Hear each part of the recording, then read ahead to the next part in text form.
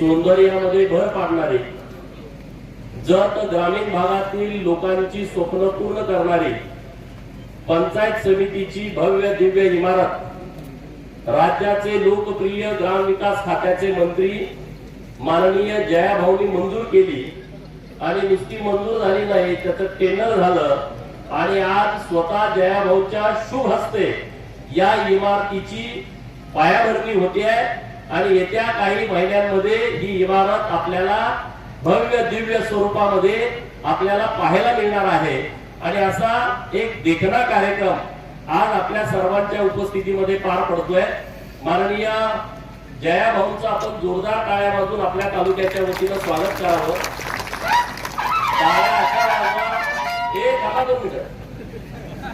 तुम्हाला काय धरून आणले का, पकडून आणले, रोजगार आणले, पण काय उत्साह नाही। एवढं 15 कोटीचं काम दिलंय जयाभाऊनी। आज पुण्यनगरीची बातमी वाचली का नाही? 61 वर्षापूर्वी ही इमारत बांधली आहे। किती? 61। आणि 61 वर्षानंतर हा आजचा दिवस आहे। मग आपल्याला आनंद कसला पाहिजे? जयाभाऊंचं मनपूर्वक आभार व्यक्त करा की जत साठी त्यांनी 15 कोटीची पंचायत समितीची इमारत दिली आहे। इतक्या जोरात टाळ्या वाजवा की पुढे आपल्याला पैसे मागायचे आहेत याच कार्यक्रमामध्ये।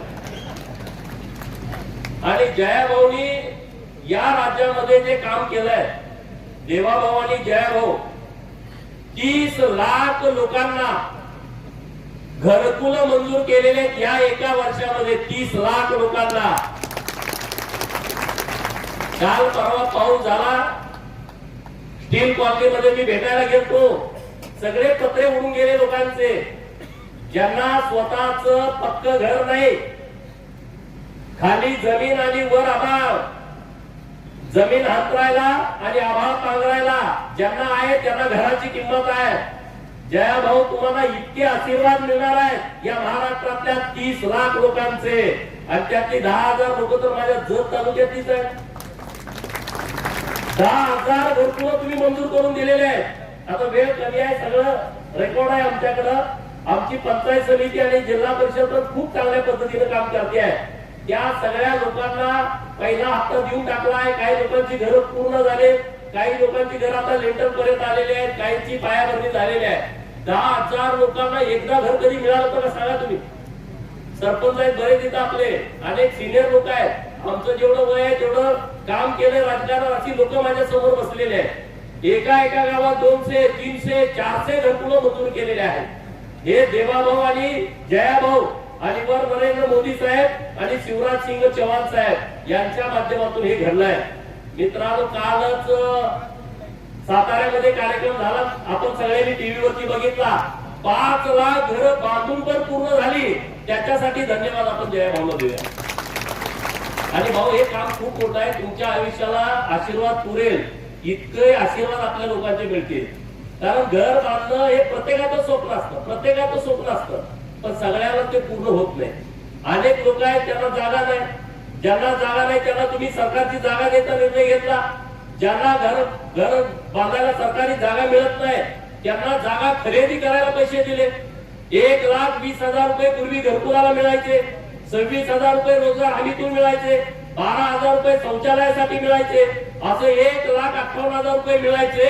1,58,000 मध्ये घर पूर्ण होत नाही, म्हणून देवाभाऊनी आणि जयाभाऊनी निर्णय केला, सरकारच्या माध्यमातून 50,000 रुपये त्यामध्ये भर घातली।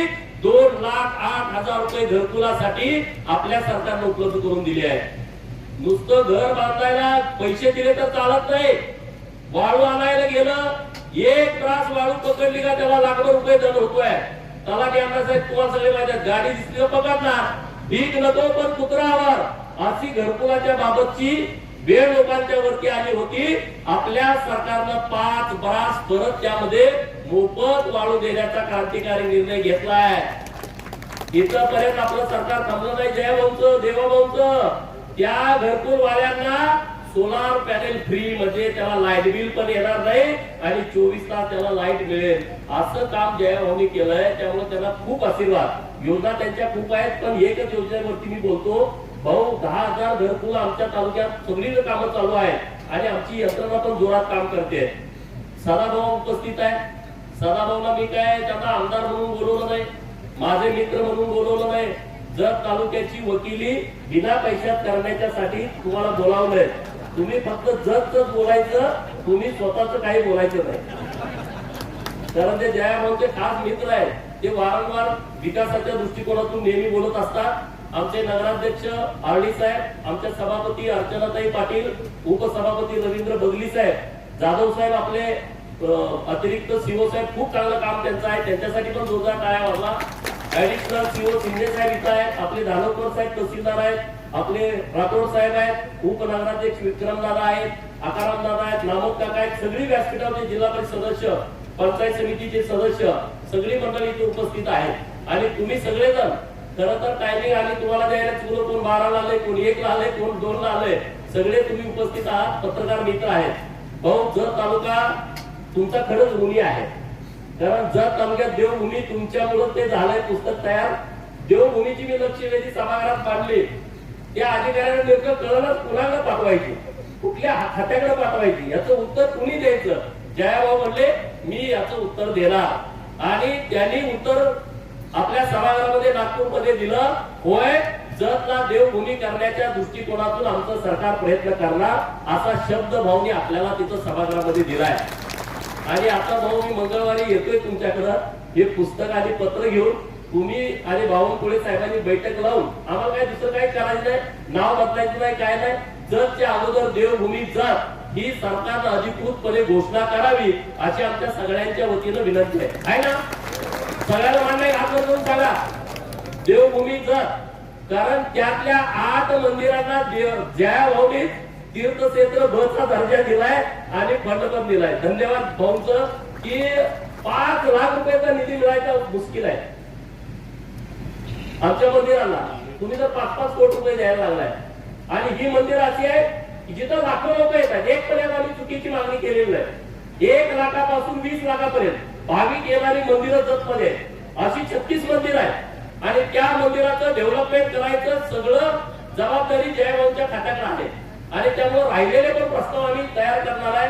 5 मंदिरं फक्त आमची वन विभागाच्या जागेमध्ये आहेत, त्याला काही तुमच्याकडून निधी देता येणार नाही. आणि म्हणून आम्ही मंगळवारी वन मंत्री महोदयांच्याकडे त्याची पण वेगळी बैठक लावलेली आहे. त्यांच्याकडून आम्ही त्याबाबतचा निधी आणून घेतोय.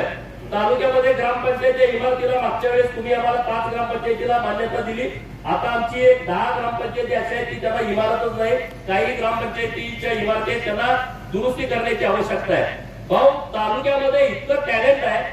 जिल्ह्यामध्ये जेवढ्या खेळाच्या स्पर्धा होतात त्यातले 40% बक्षीस आमची जतचीच पोरं आणतात. 40% बक्षीस जतची पोरं आणतात. सलग आता 3ऱ्यांदा जनरल चॅम्पियनशिप ही जत करत आहे. चौथ्यांदा मला हे सगळे शिक्षक आहेत. अजून क्रीडाच्या सुविधा वगैरे काहीच नाही. आज आम्ही सकाळी क्रीडाची बैठक घेतली. आम्ही आराखडा तयार करतोय. आता आज सगळी ती जागा मोजून वगैरे आम्ही सगळी घेतली. तहसीलदार साहेब, क्रीडा अधिकारी आम्ही सगळे होतो. कुठलीही सुविधा नाही, पण पोरांच्या मध्ये मूळचं टॅलेंट आहे. मी तुम्हाला विश्वासानं सांगतो, या जिल्ह्यातली ग्रामीण भागातली सर्वात चांगली क्रीडा नगरी, क्रीडांगण, सगळ्या व्यवस्था आम्ही येत्या वर्षभराच्या आतमध्ये तुम्हाला तयार करून देऊ. मुलांच्यासाठी व्यवस्था तयार करून देऊ. नवोदय विद्यालय प्रत्येक जिल्ह्याला आहे. आपल्या जिल्ह्यात नाही पलूसला 80 जागा तिथं असतात. या वर्षी 19 मुलं नुसत्या जतची सिलेक्ट झालेले आहेत. 19 मुलं, आणि त्यातली 13 मुलं ही जिल्हा परिषदेच्या शाळेची आहेत, आपल्या शाळेची आहेत. इतकी मोठी क्षमता जत तालुक्यामध्ये आहे. 433 जिल्हा परिषदेच्या शाळा आहेत. त्यापैकी 296 मराठी माध्यमाच्या आहेत, 129 कन्नड माध्यमाच्या आहेत आणि 8 उर्दू माध्यमाच्या शाळा आहेत. माझी विनंती भाऊ तुमच्याकडे आहे की 112 मराठी माध्यमाला शिक्षकाची पदं रिक्त आहेत. 104 कन्नड माध्यमाच्या शाळेची पदं रिक्त आहेत आणि उर्दू शाळेची 7, 223 पदं रिक्त आहेत. आपण आपल्या स्तरावरून योग्य आदेश देऊ जत तालुक्याला हे सगळे शिक्षक मिळावे.